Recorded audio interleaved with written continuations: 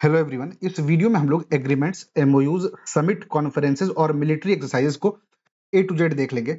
अगर आप current affairs की मैगजीन में देखेंगे ना तो आपको दिखेगा कि मतलब एक बड़ी सी पेज में 50 ऐसे एंट्रीज सब 50-50 करके भर दिया जाता है, तो ना वो प्रैक्टिकली याद करना मुश्किल है और इवन देख करके और मनोबल टूट जाता है कि अब पढ़े ही नहीं टाइप का फील में आ जाता है कि यार ये पढ़ करके याद होगा नहीं, तो इससे अच्छा है कि अब बाकी चीज देखते हैं। तो अभी क्या करना है, अगला जो 20-30 मिनट का वीडियो होगा आराम से देखो, अच्छे से करो। हम ये वीडियो दोबारा से रिकॉर्ड कर रहे हैं, लगभग 40 मिनट हम रिकॉर्ड कर चुके थे, दोबारा रिकॉर्ड कर रहे हैं क्योंकि पहले वाले में हम जब खुद प्ले कर रहे हैं ना तो इतनी बार खांसी हुई है कि वो वीडियो एकदम आपको देख करके थोड़ा इरिटेटिंग हो गया है। तो अभी हम एकदम प्रॉपर 1 ग्लास गर्म पानी पी चुके हैं, तो अब शायद आप लोगों को थोड़ा बेटर आवाज आएगा। स्टार्ट करते हैं, ठीक है। सबसे पहला है ब्रिक्स की बात करते हैं। देखो भाई, ब्रिक्स, अब ये आपको बस फॉलो करते रहो। शाम को आपको करंट अफेयर्स का, जैसे ये वीडियो तो आपको पहले चल जाना था, 1-2 बजे आपको मिल जाता, पर क्योंकि दोबारा रिकॉर्ड हुआ है तो फिर आपको हो सके थोड़ा देर में 6-7 बजे तक मिलेगा। रात 8 बजे तक आपको इसका बाइलिंगुअल पीडीएफ टेलीग्राम पे मिल जाएगा। ये जो पीडीएफ है ये आपको नहीं मिलेगा क्योंकि ये रॉ पीडीएफ है, पेजेस भी इसमें ज्यादा है और थोड़ा सा देखने में भी खराब टाइप का है, तो ढंग से उसको सजा करके आपको मिल जाएगा शाम तक। फिलहाल आप सुनिए अच्छे से, वीडियो को देखिए, ठीक है। सबसे पहले बात करते हैं ब्रिक्स की। क्यों हम सबसे पहले ब्रिक्स की बात करें? सबसे पहला बात, सबसे इंपॉर्टेंट न्यूज क्या रखना है कि इंडिया, भारत ब्रिक्स का जो चेयरमैनशिप है वो ले चुका है। कब से कब तक? 1 जनवरी 2026 से। याद रखिएगा, ऑप्शन में आपको 1 अप्रैल भी पूछ देगा तो यह गलत, 1 अप्रैल नहीं, 1 जनवरी 2026 से इंडिया ब्रिक्स का चेयरमैनशिप ले चुका है, पहली बात। दूसरी बात आपको क्या याद रखना है कि ये बहुत इंपॉर्टेंट है कि थीम क्या है। तो थीम आप देखिएगा, जैसे ब्रिक्स है ना, उसी का फुल फॉर्म को थीम बना दिया गया है, building for resilience, innovation, cooperation and sustainability. सुनने में हो सकता है तुमको लग रहा हो कि क्या यार इसको याद रखना है क्या? बिल्कुल याद रखना है। This is one of the most important fact in this entire video कि ब्रिक्स का जो चेयरमैनशिप कौन कर रहा है? भारत कर रहा है। कब से कर रहा है? 1 जनवरी से कर रहा है। और थीम क्या है? Building for resilience, innovation, cooperation and sustainability. Good enough. उससे एक इंपॉर्टेंट बात क्या है कि ब्रिक्स के कितने मेंबर्स हैं? तो याद रखना, ब्रिक्स के 11 मेंबर्स हैं, तो 11 मेंबर का टोटल ग्रुपिंग है। सबसे पहले केवल ब्रिक था, BRIC, 2009 में। 2011 में उसमें एडिशन होता है साउथ अफ्रीका का। ये हमारे काम का नहीं है ना, आपको ये याद रखना है। याद आपको क्या याद रखना है कि 2023 में एक समिट हुआ था, जोहानिसबर्ग समिट। ये बहुत इंपॉर्टेंट है। यहां पर 5 नए देश ऐड किए थे, तो आपको ये याद रखना है कि 2024 में 5 नए देश ऐड हुए। व्हाट इज दिस 5 नए देश? कौन से 5 नए देश हैं?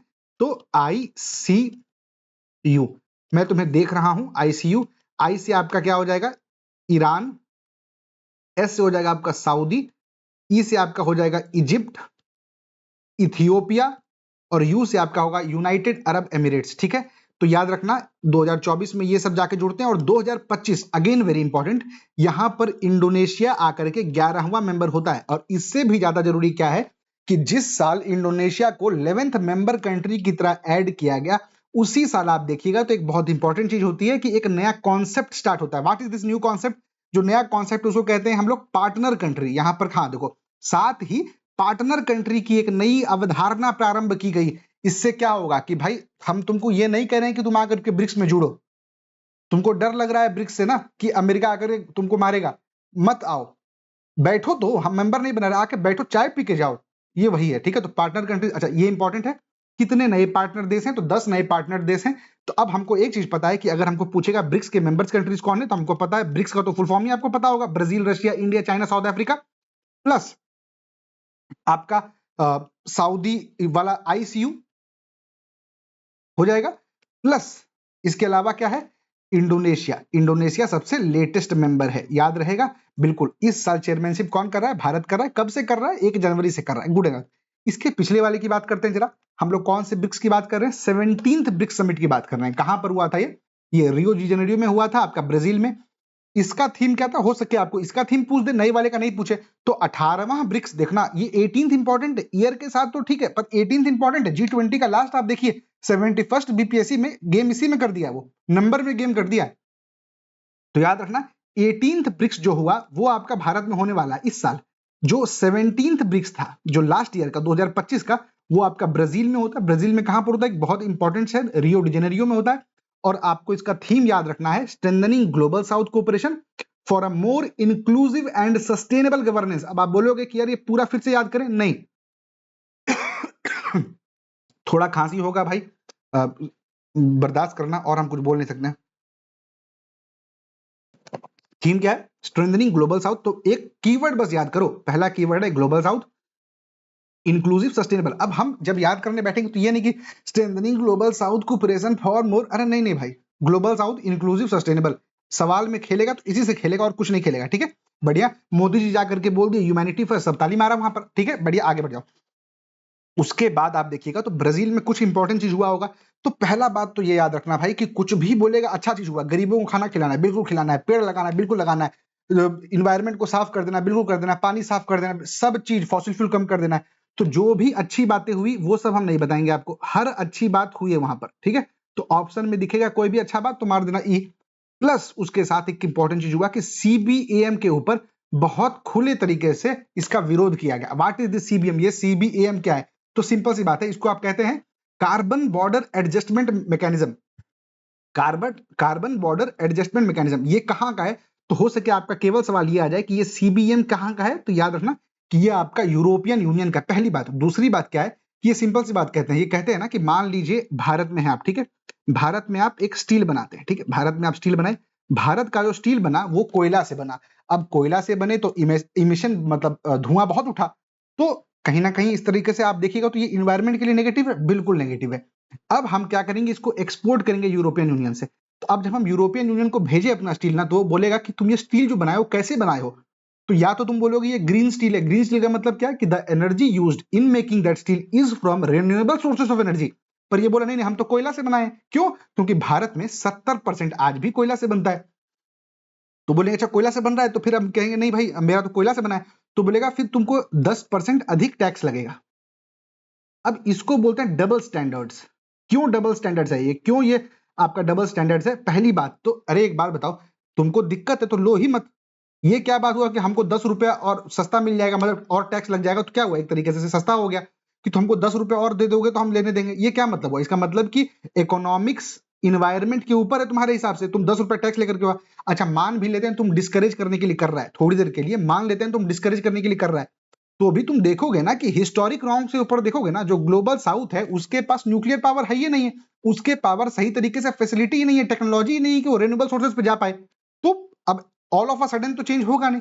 हम कुल मिला के बस कह रहे हैं, इतना याद रख लेना कि अगर सवाल आए कार्बन बॉर्डर एडजस्टमेंट मैकेनिज्म क्या होता है, तो आपको कॉन्सेप्ट समझ में आ चुका है। अगर पूछे कौन सा देश का है, तो यूरोपियन यूनियन का है, गुड एनफ। ब्राजील में इसको बहुत ही खुले तरीके से नकारा गया। दूसरी एक आपको यहां पर इंपॉर्टेंट बात बता देते हैं, ये यूपीएससी में पीवाईक्यू पूछा गया था, हो सकता है इस बार पूछ दे, कि अभी जो ब्राजील में बात हुआ ना, तो ब्राजील में बोला गया कि एक काम करते हैं, कार्बन मार्केट को स्टार्ट करते हैं, कार्बन मार्केट को ओपन करते हैं।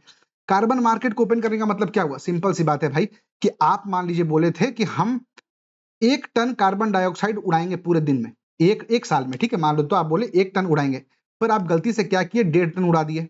तो अब आपको क्या करना पड़ेगा, 0.5 टन का आपको पेड़ लगाना पड़ेगा। अब आप या तो पेड़ अपने भारत में लगा दीजिए, मतलब देखो पेड़ लगाने का मतलब क्या हुआ, पेड़ लगाओगे तो CO2 लेगा, CO2 लेगा तो 0.5 टन CO2 कम कर देगा। तो अब आपके पास ऑप्शन है कि या तो आप पेड़ खुद लगा लो, या तो कोई ऐसा देश जो कि अधिक पेड़ लगा लिया है उसको तुम पैसा दे करके उसे तुम सर्टिफिकेट ले लो। इसी को बोलते हैं कार्बन मार्केट, मोटा मोटी। हम कह रहे हैं ये सब नहीं भी याद रखना, कोई दिक्कत नहीं, हम लोग बीपीएससी का तैयारी कर रहे हैं।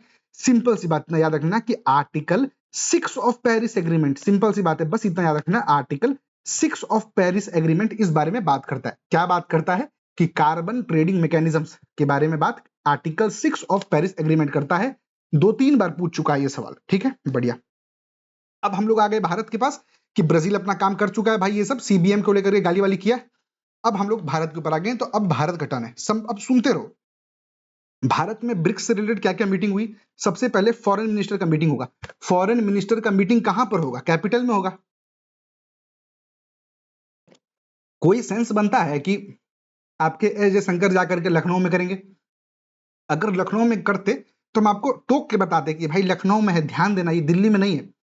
फॉरेन मिनिस्टर मिलेगा कहां पर मिलेगा भाई, कहां पर है आपका पूरा ये सब? मिनिस्ट्री ऑफ एक्सटर्नल अफेयर्स कहां बैठती है? दिल्ली में बैठती है, भारत मंडपम में होगा ऑब्वियसली। तो इतना क्लियर है, इसमें कोई नई चीज नहीं है। दूसरी बात, 16वां ब्रिक्स का एनएसए मीटिंग हुआ। अब एनएसए मीटिंग हुआ, ठीक है भाई, एनएसए कौन है भारत में? अजीत डोवाल साहब हैं। इनका उम्र कितना है? 81 81 ईयर्स ओल्ड हैं भाई ये। अब इनको जबरदस्ती कोची में बोलेगा कि जाओ तुम कोची में दो, या फिर चेन्नई में क्यों करवाएगा? भारत दिल्ली में करवाएगा शांति से? तो जो चीजें अलग नहीं है उन चीजों पे फोकस मत करो, जो चीजें अलग है उसको पकड़ लो और उसको क्लियर कर लो। तो एनएससी जो मीटिंग होगा, अब एनएससी जो मीटिंग हुआ उसका थीम एक बार बस देख लो कि non traditional security changes. What are non traditional security changes? Simple सी बात है भाई, नॉन ट्रेडिशनल का मतलब क्या हुआ? यहां पर कहीं नहीं डाले हैं फोटो। गैर पारंपरिक सुरक्षा चुनौती, इसका मतलब क्या होता है भाई? इसका मतलब होता है कि आप ड्रोन से कुछ काम कर रहे हैं, आप साइबर वॉरफेयर कर रहे हैं, आप एआई का मिसयूज कर रहे हैं, ये सब चीजें भी तो हैं कि आप प्रधानमंत्री का मान लीजिए इमेज बिगाड़ दे रहे हैं, आप भारत का इमेज बिगाड़ दे रहे हैं, ये सब है आपका नॉन ट्रेडिशनल चुनौती, जहां पर, समझ गए? तो ये आपका हो गया। दूसरी अब है ब्रिक्स का हेड ऑफ स्पेस एजेंसीज की मीटिंग हुई। अब फिर से एक बात सोचो, हेड ऑफ स्पेस एजेंसीज की मीटिंग होगी तो मतलब इसरो के हेड वेड लोग वहां पर जाके बैठेंगे। इसरो का हेड ऑफिस कहां पर है आपको पता है? अंतरिक्ष भवन। कहां है ये अंतरिक्ष भवन? ऑब्वियसली बेंगलुरु में है। तो कहां पर होगा मीटिंग? अगर इसरो होस्ट करेगा तो अपना अपने अंतरिक्ष भवन में करेगा ना भाई, तो बेंगलुरु में, क्या नई बात है? 11th BRICS energy minister meet हुआ। एनर्जी मिनिस्टर मीट हुआ, तुमको लगेगा अब एनर्जी तो कहीं भी हो सकता है। अरे एनर्जी में सबसे बड़ा भारत इंटरनेशनल सोलर अलायंस का फाउंडिंग मेंबर है। और फाउंडिंग मेंबर क्या भाई, फाउंडर है कहीं ना कहीं। तो इसका मतलब आईएसए का हेड ऑफिस, हेडक्वार्टर्स कहां पर है? आईएसए का हेडक्वार्टर गुरुग्राम में। तो एनर्जी मिनिस्टर्स का मीटिंग कहां पर होगा? गुड़गांव में होगा। क्या नया बात है इसमें?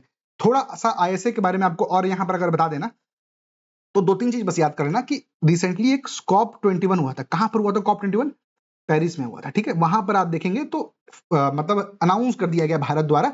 उस समय मोदी जी नए नए बने थे, ठीक है। तो ये 2015 का है, मोदी जी नए नए बने थे, माहौल में एकदम बोले अब इंटरनेशनल सोलर अलायंस बनाएंगे। तो कौन कौन थे फाउंडिंग कंट्रीज? वेरी इंपॉर्टेंट, लिख लो। इंडिया प्लस फ्रांस, ये दोनों देश मिलकर के बनाए। तो इंडिया और फ्रांस दोनों मिलकर के, दे बोथ आर को फाउंडर्स। दूसरी बात, इसका हेडक्वार्टर कहां है? ऑब्वियसली जहां पर ये ब्रिक्स का मीटिंग हुआ था, कहां हुआ था? गुड़गांव में हुआ, तो वहीं पे होगा। डायरेक्टर जनरल डीजी, इसका डायरेक्टर जनरल कौन है अभी हमको नहीं याद आ रहा है, नेट पर एक बार देख लेना, हमको बता देना। इसका मोटो क्या है? ये इंपॉर्टेंट है भाई। इसका मोटो क्या है? तो इसका मोटो है वन, कुछ वन सन, वन वर्ल्ड, वन ग्रिड, इस टाइप से कुछ है। एक बार कंफर्म कर लेना भाई, ये भी हम शायद कंफ्यूज हो रहे हैं। तो कुछ इस टाइप से मोटो, एक चीज याद रख लेना। और इसका एक टारगेट क्या है? इसका टारगेट है कि हमको 1000 गीगावाट्स का, one sun one world one grid, शायद यही है, ठीक है। और इसका टारगेट है कि हमको 1000 गीगावाट का सोलर कैपेसिटी चाहिए। अब फिर तुमको अगर सवाल आता है, मान लो किसका कहना है कि there should be universal access to affordable solar energy, obviously सही है वो, ठीक है। तो मतलब जो अच्छी बात है वो सब सही है। इसका डीजी का नाम याद आ गया, आशीष खन्ना है। इसका डीजी का नाम आशीष खन्ना है, ठीक है। इससे ज्यादा आपको इसके बारे में पता होने की जरूरत नहीं है। अब आगे बढ़ जाते हैं। इसका एनर्जी ट्रैक का थीम क्या है? सर्वेशम ऊर्जम, ऊर्जा सबके लिए। सर्वेशम ऊर्जम, ऊर्जा सबके लिए, गुड एनफ। आगे बढ़ जाओ। अब है आपका ब्रिक्स का एग्रीकल्चर मिनिस्टर मीट। सोचो अब एक बात को, एग्रीकल्चर मंत्री कहां कौन है? शिवराज सिंह चौहान है, मामा। ये कहां के पूर्व मुख्यमंत्री हैं? मध्य प्रदेश के हैं। तो ये मीटिंग कहां करवाएंगे? मध्य प्रदेश में ही करवाएंगे। एग्रीकल्चर मिनिस्टर का मीट होगा तो एग्रीकल्चर मिनिस्टर अपने घर ही बुलाएगा ना सबको। और सबसे स्वच्छ शहर, सबसे साफ शहर कौन सा? इंदौर है।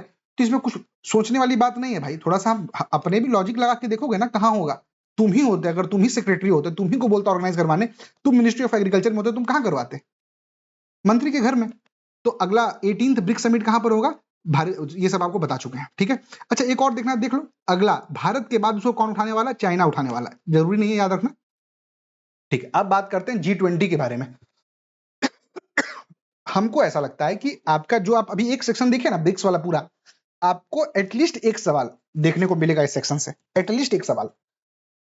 पूरा अच्छे से कवर कर दिए भाई, खरोली। कुछ ये नहीं कि ला करके पीडीएफ खोल करके ला के पढ़ देना is the most easiest thing to do. Daily एक वीडियो डलेगा भाई, डेली 2 वीडियो डाल सकते हैं हम, पीडीएफ खोल के पढ़ना स्टार्ट कर दिए तो। पर फिर वो नॉनसेंस होगा नहीं हमसे।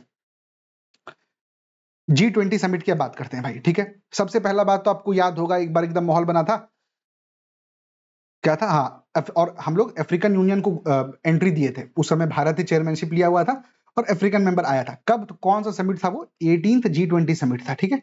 तो 18th G20 समिट कब हुआ था? 2023 में हुआ था। कहां हुआ था? भारत में हुआ था। और भारत क्या बोला था कि अब हमको अफ्रीकन यूनियन को अंदर घुसाना है। तो बोला बहुत बढ़िया। वैसे करते करते उसी कड़ी में आप आगे बढ़ते बढ़ते आप देखें तो अभी रिसेंटली 20th G20 समिट आपका 2025 में होता है। कहां पर हुआ? साउथ अफ्रीका में हुआ था। ये इंपॉर्टेंट क्यों है? ये इंपॉर्टेंट इसलिए है क्योंकि भारत किसको अंदर घुसाया? अफ्रीकन यूनियन को। क्यों घुसाया? क्योंकि भारत का साफ साफ ये कहना था कि इट इज टाइम कि आप ग्लोबल साउथ को, जो आप ग्लोबल साउथ है उसको आप ये कीजिए, मतलब रिप्रेजेंटेशन दीजिए G20 में। तो हम बोले ठीक है बढ़िया देते हैं। उनके घुसने के बाद ये पहली बार है कि G20 किसी अफ्रीकन देश में हुआ। This is the first G20 summit to be ever held in an African continent and it is very important to note. क्यों? क्योंकि आपको दो चीज यहां पर आपको पता होना चाहिए। सबसे पहला कि थीम क्या था? तो SES सॉलिडारिटी, इक्वालिटी, सस्टेनेबिलिटी। ठीक है। अब आपको एक चीज याद रखना है इसमें कि यूएसए क्या किया था? ये जो आपका G20 समिट था साउथ अफ्रीका का, उसको बॉयकॉट किया। ट्रंप इसको बॉयकॉट किए थे। क्यों बॉयकॉट किए थे? क्योंकि कहते हैं वहां पर एक क्लास, यहां तो कहीं लिखे हम, व्हाई डिड यूएसए रिजेक्ट, हाँ अच्छा नहीं लिखे हैं, ठीक है। हाँ, तो वहां पर क्या है ना कि जो भी व्हाइट स्किन के अफ्रीकन है ना, जो व्हाइट स्किन के अफ्रीकन हैं उनके साथ भेदभाव होता है। कैसे भेदभाव होता है? तो कहते हैं कि पानी वानी पीने नहीं देता है। नहीं, ये ऐसा नहीं है। मतलब कुछ उनको रिप्रेजेंटेशन सही तरीके से पब्लिक ऑफिसर्स में नहीं मिलता है, मिल भी जाता है तो लोग उनकी बात नहीं मानते हैं, सॉर्ट ऑफ समथिंग। तो हमको याद रखना यूएसए रिजेक्ट करता है। अब आपको लगेगा कि अगर यूएसए बॉयकॉट कर दिया तो इसका मतलब जो कंसेंसस बिल्डिंग था, जो डिक्लेरेशन में कंसेंसस था कि सबको साइन मारना है, वो नहीं मराया होगा। तो याद रखना नहीं साइन मराया है। इसीलिए आपको ये हम अलग से बता रहे हैं कि आपको याद ये रखना है कि भले ही यूएस बॉयकॉट किया, स्टिल वहां पर जो लीडर्स डिक्लेरेशन साइन होता है, स्टिल वहां पर जो लीडर्स डिक्लेरेशन साइन होता है, वो लीडर्स डिक्लेरेशन फिर भी साइन हुआ। ठीक है। उनके सेक्रेटरी आकर के लास्ट में साइन मार के भाग गए। और ये जो व्हाइट स्किन ऑफ अफ्रीकन है ना, इन्हीं को कहा जाता है अफ्रीकानेर्स। कुछ अफ्रीकानेर्स करके कुछ स्पेलिंग है भाई, अफ्रीकानेर्स। अब ये अफ्रीकानेर्स क्या होते हैं? सवाल आया था आपका 71st बीपीएससी में। अब देखोगे तो 71st बीपीएससी में सब न्यूज में था कि नहीं था? अगर कोई ढंग से पढ़ा होगा तो वो जरूर पढ़ा होगा यूएसए उसको बॉयकॉट किया। क्यों किया? अफ्रीकानेट्स के ऊपर जो मतलब डिस्क्रिमिनेशन के चार्जेस हैं, इसलिए, है ना। तो कोई नई बात नहीं है। बढ़िया। और आउटकम में क्या कहा गया? एक कहा गया कि स्पिरिट ऑफ यूबुंटू। यूबुंटू क्या है भाई? सिंपल, एक अफ्रीकन ये चीज है, मतलब एक अफ्रीकन फिलोसफी है जो कहता है कि आई से बेहतर वी होता है। आपको ये चीज याद रखने की फिलहाल तो जरूरत नहीं है। और मल्टीलैटरिज्म की बात किया गया, मतलब कि जो बॉडीज हैं वो अच्छे तरीके से काम करे, एक्स वाई जेड छोड़ देते हैं। ठीक है। दूसरा है क्या, ये इंपॉर्टेंट है कि ब्रिलियंस टू ट्रिलियंस शिफ्ट पे बात की गई। क्या कहने का मतलब कि जो ग्लोबल फाइनेंस है उसको अब हमको बिलियंस में नहीं ट्रिलियंस में जाकर के बात करना पड़ेगा। इसका मतलब कि एक तरीके से कह रहा है कि जो क्लाइमेट फाइनेंस है उसमें आप लोग और अपना थोड़ा पॉकेट ढीला कीजिए, थोड़ा और पैसा दीजिए। उसके अलावा आपको अगर मतलब दो चीज इंपॉर्टेंट याद रख लेना भाई। एक है मिशन 300, एक है मिशन 300। अब वैसे तो देखोगे तो ये आपको यहां नहीं पढ़ाना था हमको। हम अभी समिट करा रहे हैं तो हम उसमें आपको बस कंट्री का नाम बता के चलना था हमको।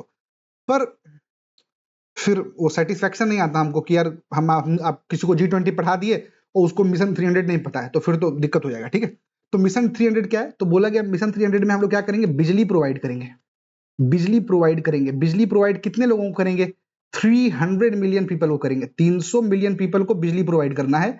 तो बोले ठीक है बढ़िया जी कर लेंगे। तो बोला गया कि यार ये पैसा जो लगेगा ये कहाँ के लोगों को? ऑब्वियसली अफ्रीकन देश, सब सहारा अफ्रीका, मतलब जो वहां का अंडर डेवलप्ड रीजन है वहां पर पैसा जो लगेगा, ये पैसा कौन देने वाला है? तो ये पैसा मिला करके देंगे। कौन लोग? तो वर्ल्ड बैंक और अफ्रीकन डेवलपमेंट बैंक। ठीक है। तो वर्ल्ड बैंक और अफ्रीकन डेवलपमेंट बैंक दोनों मिल करके पैसा देंगे। किसके लिए? मिशन 300 के लिए। 300 क्या करेगा? 300 मिलियन लोगों के घर में बिजली प्रोवाइड करेगा। ठीक है, गुड। एक और देख लो कि एक नेल्सन मंडेला बे टारगेट। अब आप देखेंगे किया गया क्यों?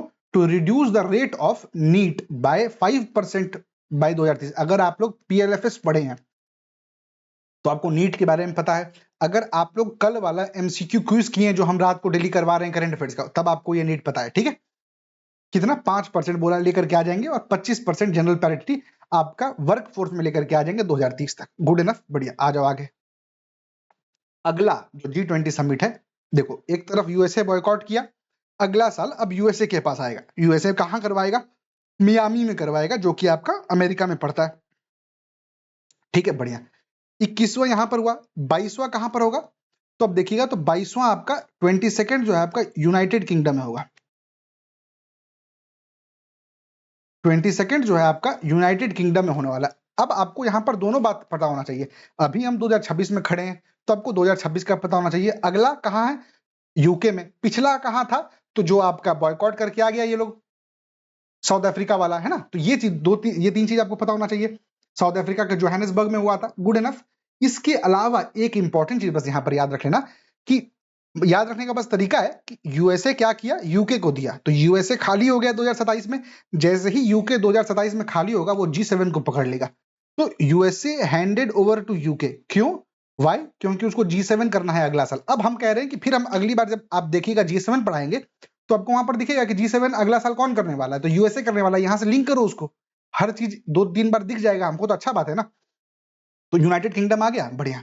अब हम आपको यूनाइटेड किंगडम के बारे में दो चीजें बताना चाहते हैं।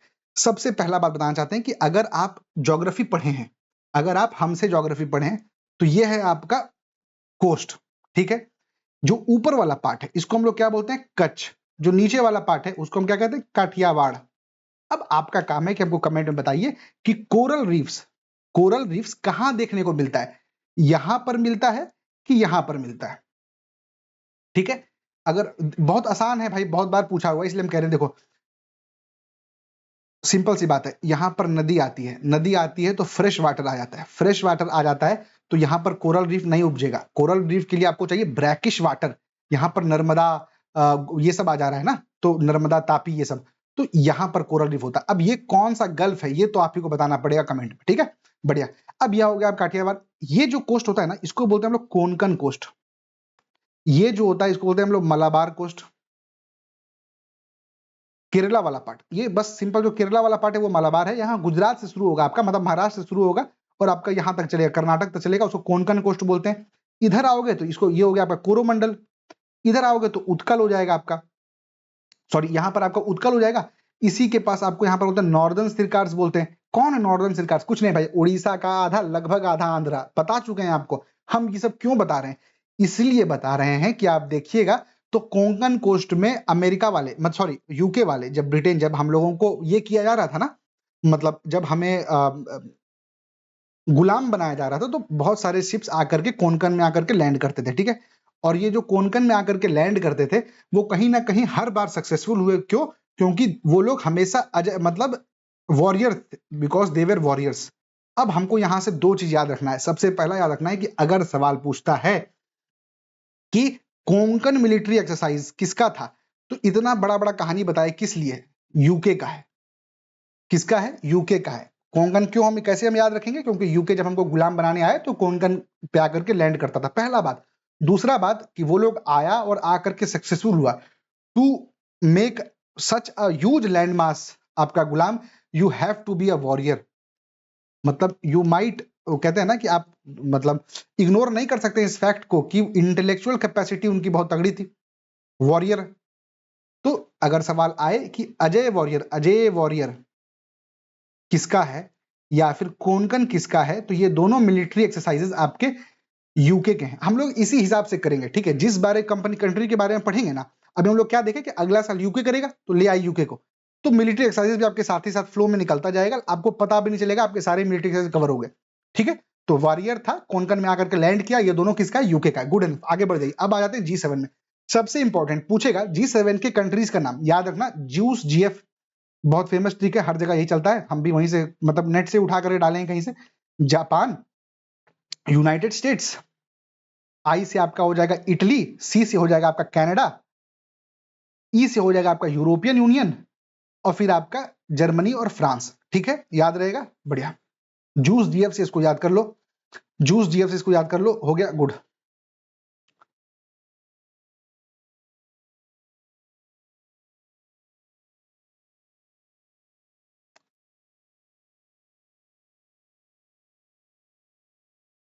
फ्रांस है ना, हाँ ठीक है, ठीक है, हम कंफ्यूज हो गए थे। ठीक है, चलो बढ़िया। अब 52nd G7 समिट इस साल जो होने वाला है, इस साल जो होने वाला है, कहाँ होने वाला है? फ्रांस में होने वाला है।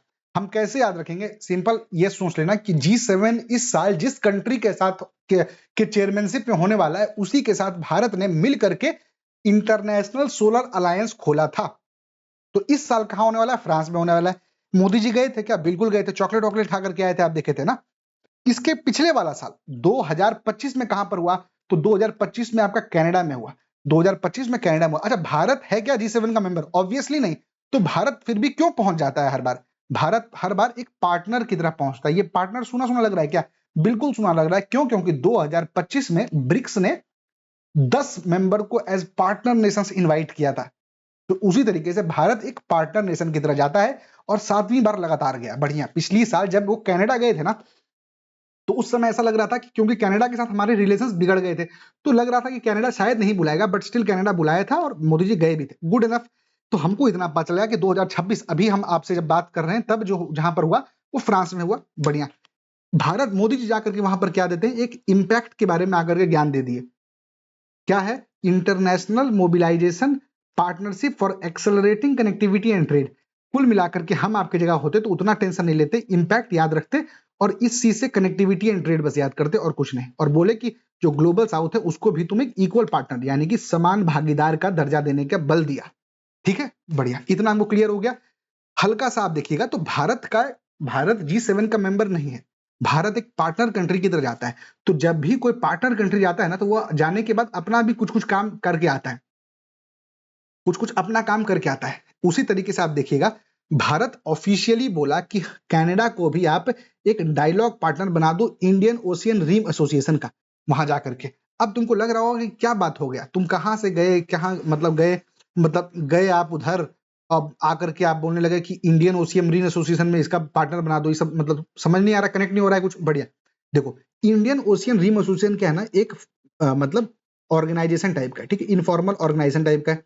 इस ऑर्गेनाइजेशन में हर वो देश है, मतलब हर वो देश ऑब्वियसली नहीं है, मतलब हर वो, ठीक है, हर वो देश है जहां जो कि इंडियन ओशियन को टच करता है। हर वो देश है जो कि इंडियन ओशियन को टच करता है। तो अगर आप देखिएगा इस टाइप से हुआ, मान लो इधर से आए आप, तो ये सब जितने देश आपको यहाँ पर दिख रहे हैं, जो जो इंडियन ओशियन को टच करते हैं, ये सारे देश हैं। अब ऑब्वियसली इसमें अपवाद होंगे। अब पाकिस्तान जैसा देश अगर रहा तो उसको भले ही टच कर रहा, उसको तो भगा ही देगा।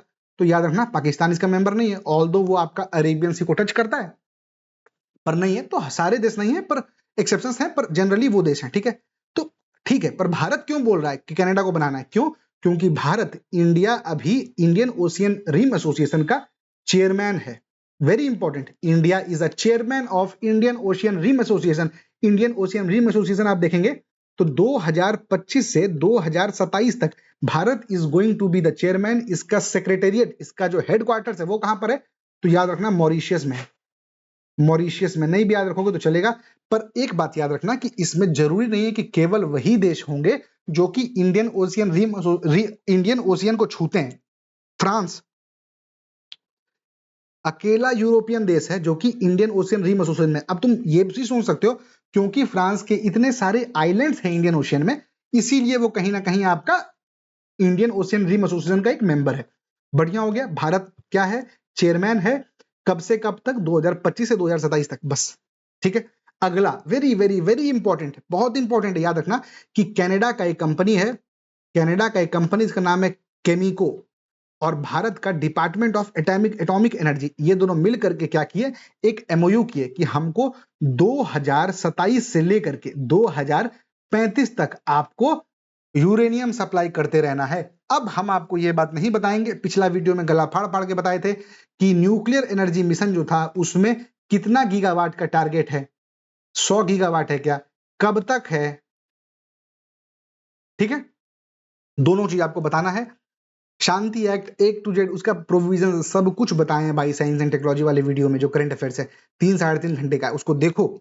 ठीक है, तो अब हम क्या बताना चाहते हैं आपको कि कनाडा के साथ क्या किया? कनाडा का केमियो के साथ आपका डिपार्टमेंट ऑफ एटॉमिक एनर्जी एक आपका यूरेनियम सप्लाई के लिए, कब से कब तक? 2027 से 2035 तक। गुड इनफ, बढ़िया। दूसरा तुम देखोगे तो यूके के साथ हमारे 2 मिलिट्री एक्सरसाइजेस हैं। एक वॉरियर आदमी आया था, अजय वॉरियर, दूसरा कोनकन। यूके के साथ एक विजन 2035 और एक ट्रेड पैक्ट CETA, पता है आप लोगों को। ठीक है, ये दोनों साइन हो जाता है। बढ़िया। फ्रांस में हुआ, बढ़िया। अब फ्रांस के बारे में आपको चाहते हैं कि कुछ कुछ फ्रांस के बारे में ढंग से आप समझिए। ठीक है, फ्रांस के साथ कुछ कुछ ढंग से समझिए। सबसे पहला बात आपको याद रखना है कि फ्रांस के साथ हम लोग इंटरनेशनल सोलर अलायंस बनाए, बढ़िया। दूसरी बात आपको क्या याद रखनी है कि फ्रांस के साथ हम लोग 2 मिलिट्री एक्सरसाइज करते हैं, 2 मिलिट्री एक्सरसाइज करते हैं, एक है गरुड़ और एक है शक्ति। गरुड़ उड़ता है तो ये एयरफोर्स का है, शक्ति आप अपने जमीन पर दिखाते हैं तो ये आर्मी का है। आर्मी एयरफोर्स याद रखने की जरूरत नहीं है, बस इतना याद रख लेना कि गरुड़ और शक्ति ये दोनों भारत और फ्रांस के बीच का एक्सरसाइज है, और इस बार ये दोनों फ्रांस में ही हुआ। इस बार ये दोनों गरुड़ और शक्ति दोनों फ्रांस में हुआ। ठीक है, इतने में हमको कोई दिक्कत नहीं है, आपको भी कोई दिक्कत नहीं होगा। दिक्कत कहां शुरू होगी? दिक्कत तब शुरू होगी कि पूछेगा कौन से देश के साथ भारत गरुड़ शक्ति करता है। स्पेलिंग गरुड़ का गलत हो गया ना, गरुड़ शक्ति। किस देश के साथ भारत गरुड़ शक्ति करता है? तो इसमें याद रख लेना कि इंडोनेशिया के साथ करता है।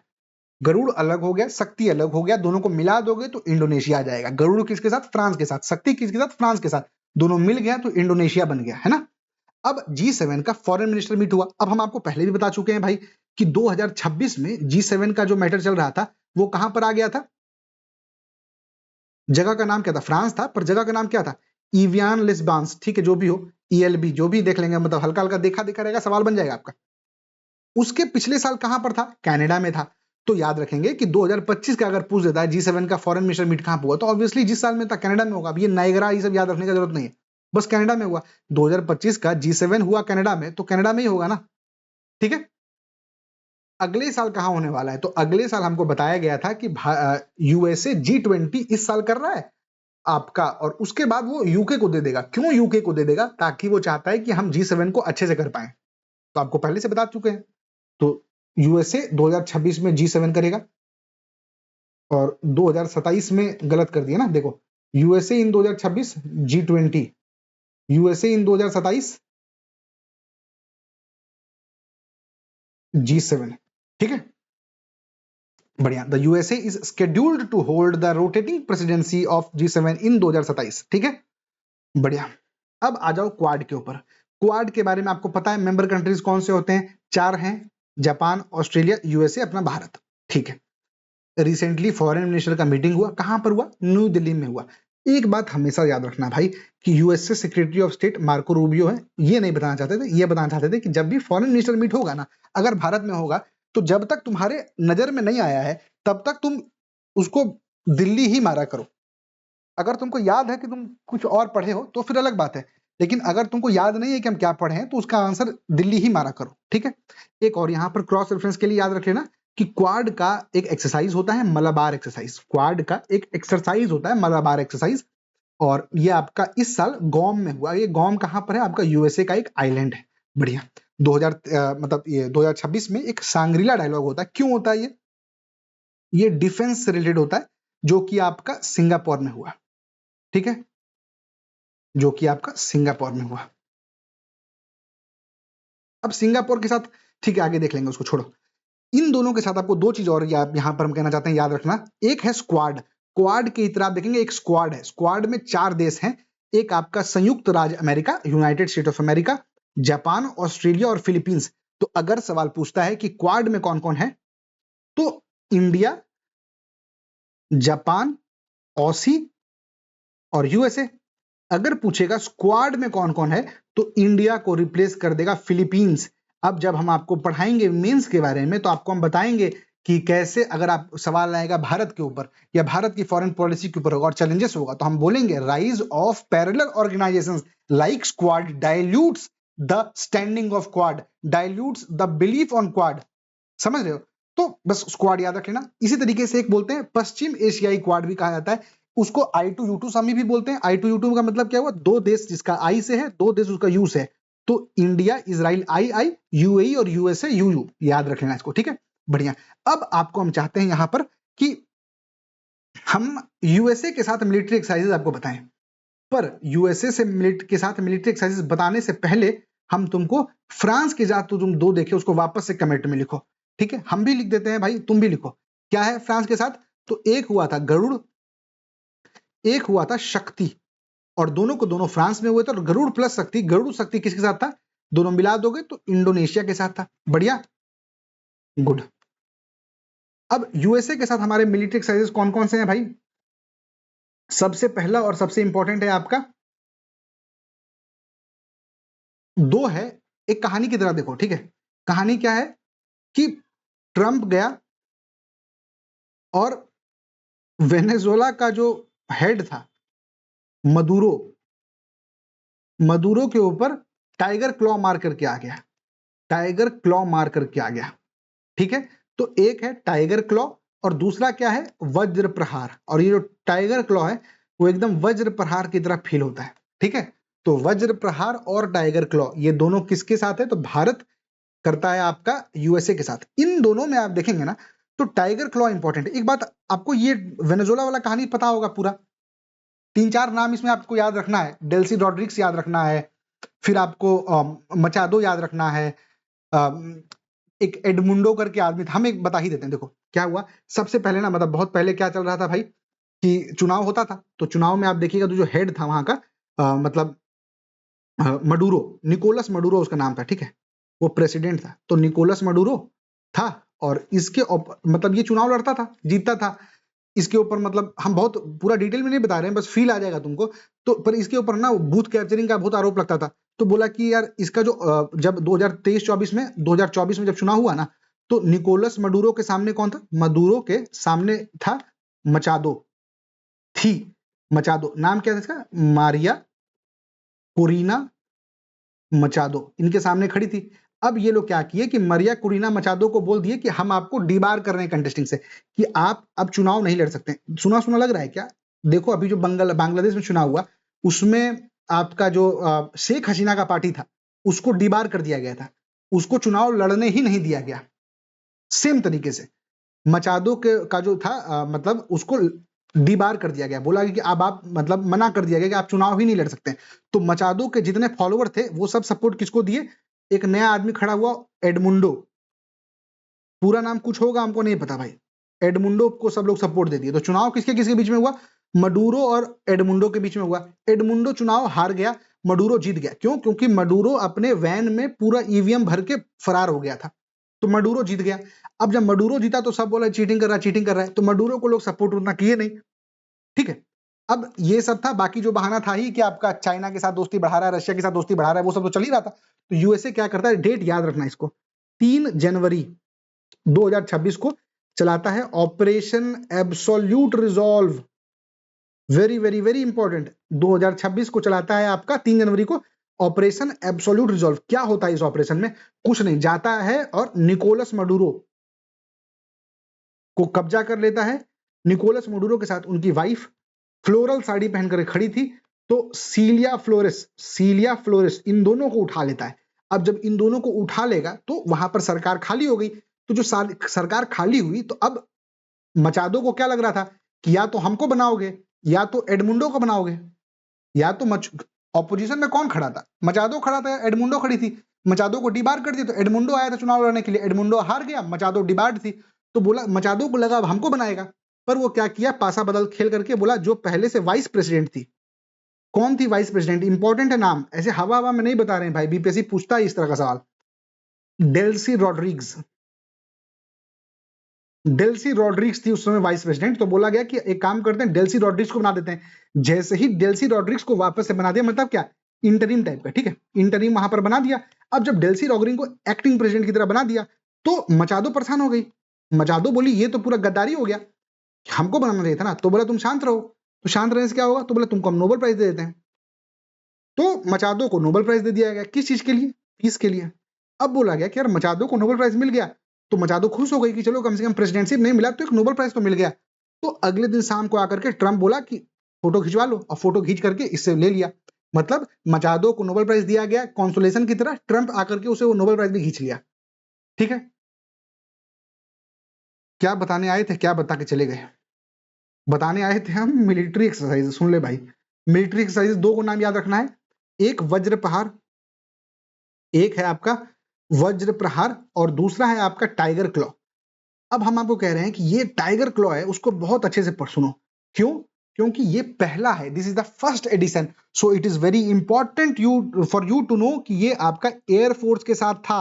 ये किसके साथ था? एयरफोर्स के साथ था। हम बाकी के बारे में नहीं कह रहे, तुमको याद रखना ये सब, पर तुमको टाइगर क्लॉ के बारे में याद रखना पड़ेगा। क्यों? क्योंकि ये पहला एडिशन था, this is the first addition. तो यहां पर ये भी इंपॉर्टेंट हो जाता है कि ये हुआ कहां पर। तो ये आपका होता है गरुड़ रेजिमेंटल ट्रेनिंग सेंटर। कहां पर है वो सब छोड़ दो भाई, ये सब ट्रेनिंग सेंटर था गरुड़ नाम से, चांदी नगर। अब पूछोगे चांदी नगर कहां है? ये आपका बागपत में पड़ता है। ये बागपत कहां पर है? तो योगी जी का जो हेडक्वार्टर है उसके जस्ट पीछे पड़ता है, ठीक है। तो उत्तर प्रदेश में है। तो उत्तर प्रदेश के बागपत में गरुड़ ट्रेनिंग सेंटर है कुछ करके, वहां पर पहली बार आप देखिएगा तो इंडियन एयरफोर्स और आपका यूएसए का एयरफोर्स दोनों मिल करके एक मिलिट्री ट्रेनिंग करता है। This was the first addition, इसलिए वेरी इंपॉर्टेंट नाम है टाइगर क्लॉ। इंडिया और यूएस आपका वज्र प्रहार भी करता है। इस बार जो वज्र प्रहार हुआ 2026 वाला, वो कहां पर हुआ? वो आपका बकलो होकर के जगह है, बकलो होकर के जगह है हिमाचल प्रदेश में, ठीक है, हिमाचल प्रदेश में।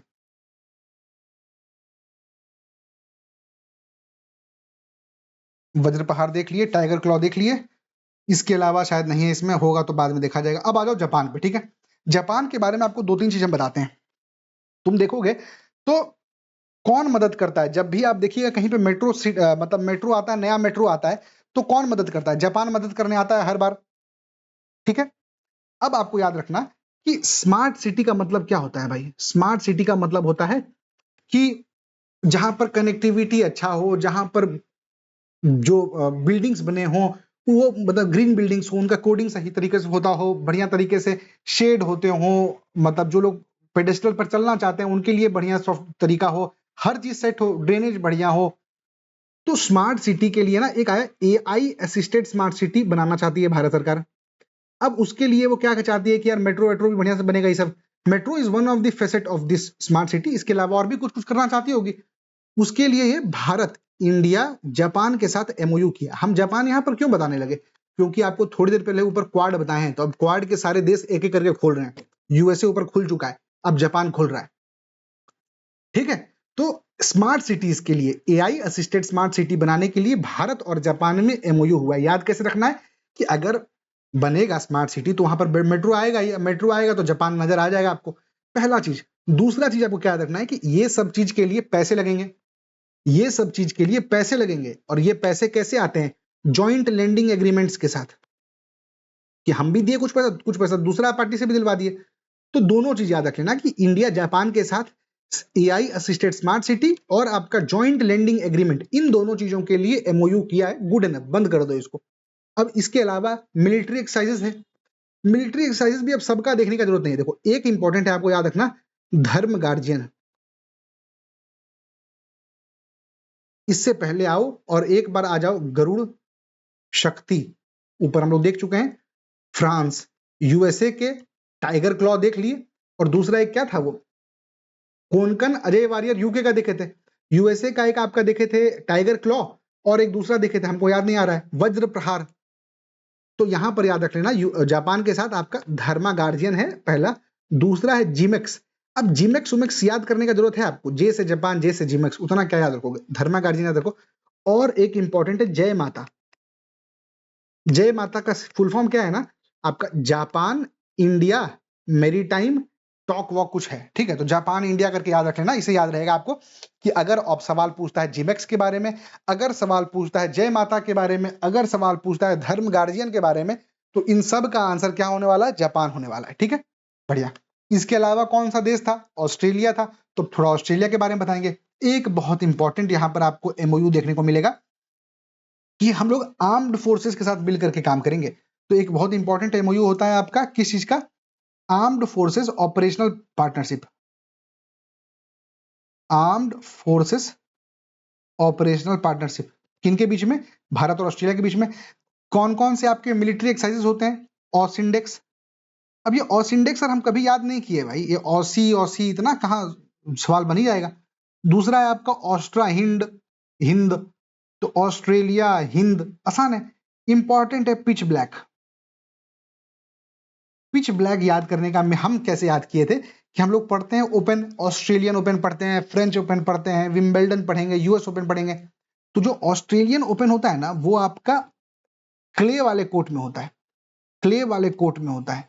ये जो क्ले है, पुराना क्ले काला पड़ जाता है, तो इसलिए पिच ब्लैक, जो पिच होती है वो ब्लैक पड़ जाता है। तो ऑस्ट्रेलिया के साथ भारत एक करता है आपका पिच ब्लैक एक्सरसाइज, 2026 में हो चुका है। ठीक है, कहां पर हुआ? ऑस्ट्रेलिया में ही हुआ है। तो याद रखना, pitch black India Australia clay court. ठीक है, अब आ जाओ संघाई कोऑपरेशन ऑर्गेनाइजेशन, एससीओ। अभी एक रिसेंटली एक कॉन्फ्रेंस हुआ था। क्या कॉन्फ्रेंस था? कॉन्फ्रेंस था आपका central Asia the core of SCO, जिसमें बात किया गया कि क्यों सेंट्रल एशिया और सेंट्रल एशिया में पीस इज इंपॉर्टेंट। क्यों सेंट्रल एशिया शांत रहेगा तभी एससीओ सही तरीके से फ्लरिश कर सकता है। इस बारे में एक कॉन्फ्रेंस होता है। कहां पर होता है वो? तो दुशानबे, तजिकिस्तान। इंपॉर्टेंट है, याद करना है आपको कि central Asia the core of SCO conference कहां पर हुआ? दुशानबे, तजिकिस्तान में हुआ। अगला 2026 वाला जो मतलब एनुअल वाला होने वाला है, वो कहां पर होने वाला है? वो बिश्केक में होने वाला है। बिश्केक कहां पड़ता है आपका? किर्गिस्तान में पड़ता है। बहुत बढ़िया। इसके अलावा बस एक बात यहां पर याद रख लेना कि जो नया मेंबर ऐड हुआ है, 10th मेंबर जो अभी रिसेंटली ऐड हुआ है 2024 में, वो कौन है? बेलारूस है। तो आप हमको ये बता सकते हैं क्या, what is the latest member जो कि ब्रिक्स में आया? क्या आप ये बता सकते हैं कि इस देश के साथ हमारा कौन सा मिलिट्री एक्सरसाइज होता है? कौन सा था?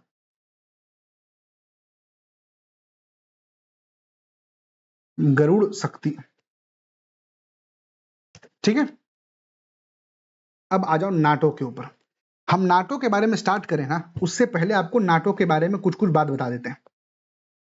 यहां पर हम बता के रखे होंगे, बस उसी को। हाँ ठीक है, खाली है। अच्छा खाली है, ठीक है। देखो, कब फॉर्म हुआ?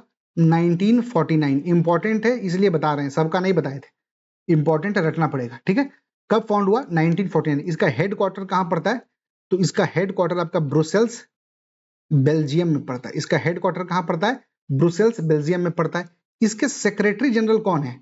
इसके सेक्रेटरी जनरल हैं Mark Rutte. Very very very important, the secretary general of NATO is Mark Rutte. अब यहां पर आपको कुछ और याद रखने की जरूरत नहीं है, तीन और चीज याद रखने की जरूरत है। सॉरी, तीन और चीज याद रखने की जरूरत है। सबसे पहला तो एक आर्टिकल 5 है, एक आर्टिकल 10 है, और एक नया मेंबर, न्यूएस्ट मेंबर है। तो पहले आसान है, Sweden is the latest member 2024 में। यूक्रेन सर ठोकते ठोकते मर गया, उसको नहीं जोड़ा गया। ठीक है, आर्टिकल 5 क्या है? Collective defence. सिंपल सी बात करता है, तुम हमको मारोगे तो हम लोग सब एक साथ आ जाएंगे मार करने के लिए। आर्टिकल 10 बोलता है addition of a new member, addition of a new member.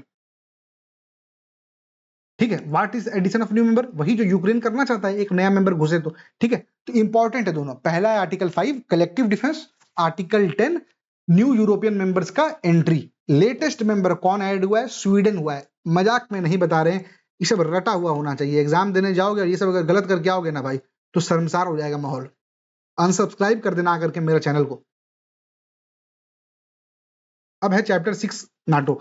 Simple सी बात है, द हेग टू अंकारा। क्यों? क्योंकि ये अंकारा है, ये कैपिटल है तुर्की का। तो इस साल कहां पर हो रहा है? तुर्की में हो रहा है। ठीक है, पहली बात। और दूसरा बात कि आप देखिए, तो जून 2025 में कहां पर हुआ था? तो द हेग नीदरलैंड्स में हुआ था। अभी अगला जो होने वाला है कहां पर होना है? अंकारा तुर्की में होने वाला है। बहुत बढ़िया। इंपॉर्टेंट क्या है? अच्छा, एक और चीज याद रखना, इसी तुर्की में आप देखिएगा तो अगला कॉप 31 भी होने वाला है। ठीक है, नोट दैट टर्की में ही आपका कॉप 31 भी होने वाला है।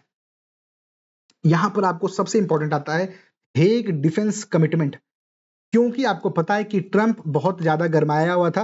किस लिए? कि यार, जब NATO is not USA responsibility, NATO is responsibility of all the member countries, so why is USA spending a disproportionate amount?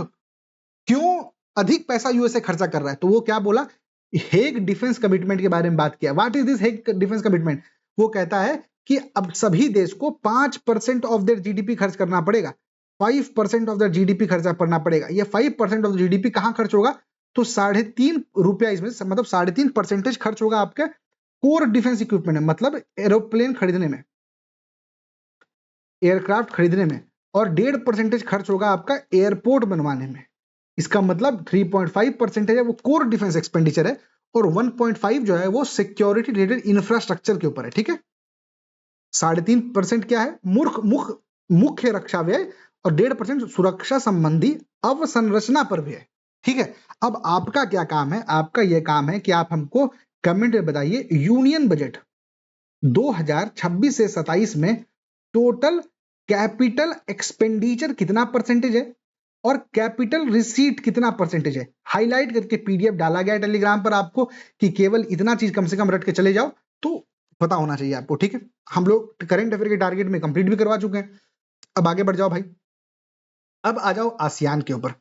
ASEAN में आपको बस 2-3 चीज याद रखना है। सबसे पहला तो आसियान देश कौन से हैं, सिंपली जो आप इंडोनेशिया ये वो इधर उधर वाला देश देखते हैं ना, जैसे यहाँ पर मान लीजिए भारत है, तो आप यहाँ पर जो इस तरह का देश देखते हैं ना, जो छोटा मोटा आइलैंड कंट्रीज है, वो सब आता है आसियान में, ठीक है, पहली बात। दूसरी बात कि आसियान में कितने देश हैं, तो आसियान में टोटल 10 देश थे, टोटल 10 देश थे, पर रिसेंटली आप देखिएगा तो एक नया मेंबर ऐड हुआ। सो छोड़ो, वो सब छोड़ो, देखो एक जगह है भाई फिलीपींस में, जहां पर ये हुआ ना फिलीपींस में अभी रिसेंट समिट, वहां पर एक जगह है जिसका नाम है सीबू, ठीक है, सेबू जो भी हो। तो सीबू में हुआ एक Cebu protocol sign, Cebu protocol sign हुआ। ये सीबू प्रोटोकॉल में कहा गया था कि अब हम क्या करेंगे, एक नया देश को ऐड करेंगे। What is this that new देश, तिमोर लेस्ते।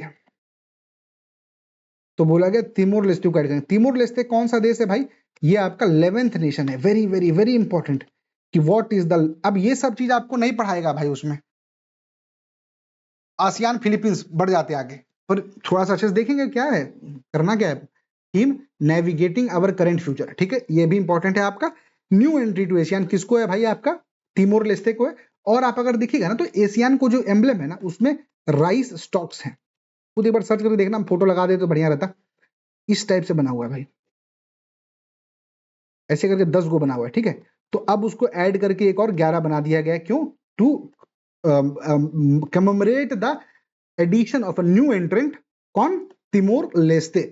गुड इनफ, आगे बढ़ जाइए। सीबू प्रोटोकॉल में आया, ये सीबू प्रोटोकॉल में आया, कौन सा प्रोटोकॉल, शीबू प्रोटोकॉल। क्यों शीबू प्रोटोकॉल, क्योंकि शीबू आपका शेबू सीबू जो भी था फिलीपींस में है, ठीक है, बढ़िया। अब एक दो बात आपको बताते हैं कि कौन कौन से देश हैं आसियान में। तो याद रखना, इंडोनेशिया, सिंगापुर और वियतनाम, ये तीनों आसियान में पड़ते हैं। और कौन कौन देश नहीं पड़ते हैं, ताकि आपको कंफ्यूजन ना हो, तो सबसे पहला आपको इंपॉर्टेंट है ये ध्यान देना कि श्रीलंका और मालदीव्स ये दोनों नहीं है, श्रीलंका और मालदीव्स नहीं है, ठीक है। तो अब हम क्या करेंगे, ये क्यों आपको बता रहे हैं, क्योंकि आप नोटेबल एब्सेंटी आपको पता चल गया कि अगर आपको ऑप्शन में दिख जाता है मान लीजिए तो आप कटा दीजिएगा। और वियतनाम, सिंगापुर, इंडोनेशिया है, ये आपको पता लग गया। अब आपको यहां पर 2 काम करना है, इन 5 देश के बारे में कौन कौन थे ये देख लिया आप, श्रीलंका नहीं है और मालदीव्स नहीं है। अब इन 5 देशों के बारे में आपको ढंग से बताया जाएगा। स्टार्ट करते हैं वियतनाम से।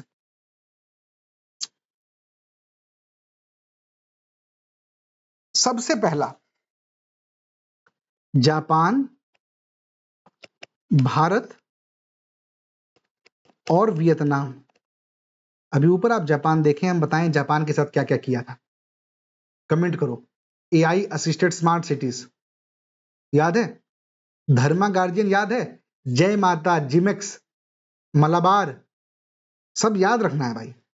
तो जापान, भारत और वियतनाम ये तीनों मिल करके बोले कि हम लोग एआई और क्वांटम के बारे में ढंग से काम करेंगे। एआई और क्वांटम के बारे में, दिस इज वेरी इंपॉर्टेंट, क्योंकि ये बहुत रेयर ट्राइलैटरल है। This is a very rare trilateral. Bharat, Japan और वियतनाम मिल करके एआई और क्वांटम के ऊपर काम करेगा। गुड इनफ, आगे बढ़िए। अगला आपको याद रखना है कि इसी वियतनाम के साथ भारत कुछ कुछ और एमओयू भी किया है। पहला एमओयू है tribal and ethnic development, tribal and ethnic development. अब आपको यहां पर यह पता होना चाहिए भाई कि ट्राइबल लोगों के लिए ही आपके भारत सरकार ने पीएम विश्वकर्मा स्कीम लॉन्च किया था। ट्राइबल थे, फिर जनमान लॉन्च किया था। हम आपको ना एक पेज नंबर, मतलब आपको जो कल वाला जो करंट अफेयर का टारगेट दिए थे उसमें वो सारे स्कीम्स को हाईलाइट किए थे कब हुआ था। तो वो एक बार आपको ढंग से याद रहना चाहिए, कुछ कुछ इंपॉर्टेंट है, ठीक है। तो ट्राइबल डेवलपमेंट के लिए एमओयू किया वियतनाम के साथ। और एक इंपॉर्टेंट है आपका submarine search and rescue, submarine search and rescue, submarine search and rescue के लिए वियतनाम के साथ किया। ये भूल भी जाओ पर ट्राइबल एंड एथनिक डेवलपमेंट मत भूलना, ठीक है। और भाई एक इंपॉर्टेंट सा है, इंपॉर्टेंट नहीं है, इनके साथ ही वियतनाम के साथ एक मिलिट्री एक्सरसाइज विन बैक्स करके। अब ये तो पता ही होगा आपको, विन बैक्स पूछेगा तो वी से आपको कौन सा देश याद आ रहा है? वियतनाम ही होगा, उतना सोचो मत। वी से विन बैक वियतनाम, इन से इंडिया, बायलैटरल, फिर आगे जो एक्सरसाइज कुछ होगा। इतना क्लियर है, ज्यादा सोचना नहीं है। इसके अलावा आपको अगला देश क्या था? सिंगापुर था। देखो अब एक बात बताते हैं, सिंगापुर, सिंगापुर के साथ आप देखेंगे ना तो सबसे पहला क्या है, एक सिम्बेक्स है। अब वो नाम से पता चल रहा है तो यार ये सब सवाल पूछता भी नहीं है क्योंकि साफ साफ दिख रहा होता है ऑप्शन में। तो एक हो गया सिम्बेक्स, ठीक है। दूसरा आपको यहां पर एक इंपॉर्टेंट याद करना था कि सोचो बस एक बात को कि कुरुक्षेत्र में क्या होता है? महाभारत में कुरुक्षेत्र था, कुरुक्षेत्र में क्या होता है? लड़ाई होती है। लड़ाई लड़ने के लिए लोग बाहर से आते हैं, बाहर से आने के लिए आपको पासपोर्ट चाहिए। पासपोर्ट से आपको क्या आता है? Henley passport index. Henley passport index में फर्स्ट रैंकिंग किसका है? सिंगापुर का है। तो याद रखेंगे कि सिंगापुर में एक और एक्सरसाइज होता है, उस एक्सरसाइज का नाम है कुरुक्षेत्र, ठीक है। उस एक्सरसाइज का नाम है कुरुक्षेत्र, सिंगापुर में होता है। अभी जो एडिशन हुआ था वो राजस्थान में हुआ था, याद रखने की जरूरत नहीं है, ठीक है। इसके अलावा सिंगापुर है एक भाई, सॉरी सिंगापुर देख लिए। अब इंडोनेशिया देख लो। इंडोनेशिया कुछ देखने का जरूरत नहीं है, क्यों? क्योंकि हम लोग गरुड़ और शक्ति अलग अलग को मिला करके, ये दोनों अलग अलग फ्रांस के साथ था, इन दोनों को मिला दिए थे यहाँ पर, तो गरुड़ शक्ति से एक साथ हो गया था इंडोनेशिया के साथ। और इनके अलावा गरुड़ शक्ति के अलावा एक है समुद्र शक्ति। अब हमको इतना पता है भाई, अगर समुद्र नाम डाल रहा है तो नेवल ही होगा। अब हम ये याद थोड़ी करेंगे, ठीक है। थोड़ा सा अपना प्रेजेंस ऑफ माइंड से भी जितना सवाल निकले निकालना पड़ेगा। बढ़िया, देख लिए भाई, वियतनाम वियतनाम देख लिए। अब दो देश हैं जिनके बारे में मतलब आपको और बताना था। एक और इंपॉर्टेंट है, समझो बात को। एक है आपका ट्राइलैटरल एक्सरसाइजेस, ट्राइलैटरल एक्सरसाइजेस कौन कौन है? इंडिया, श्रीलंका, मालदीव्स। इंडिया, श्रीलंका, मालदीव्स। नाम क्या है इसका? दोस्ती। इंपॉर्टेंट है, ठीक है। तो दोस्ती क्या है? एक ट्राइलैटरल एक्सरसाइज है। किसके किसके बीच में? सिम कार्ड के बीच में। SIM card Sri Lanka, India, Maldives, good enough. Individual भी आपको याद रखना पड़ेगा। श्रीलंका के साथ भारत का क्या क्या है? तो एक है आपका स्लाइनेक्स। अब ये सब आपको याद रखने का जरूरत है भाई। श्रीलंका, इंडिया एक्सरसाइज, स्लाइनेक्स क्या है ये सब में। दूसरा, ये इंपॉर्टेंट है, मित्र शक्ति।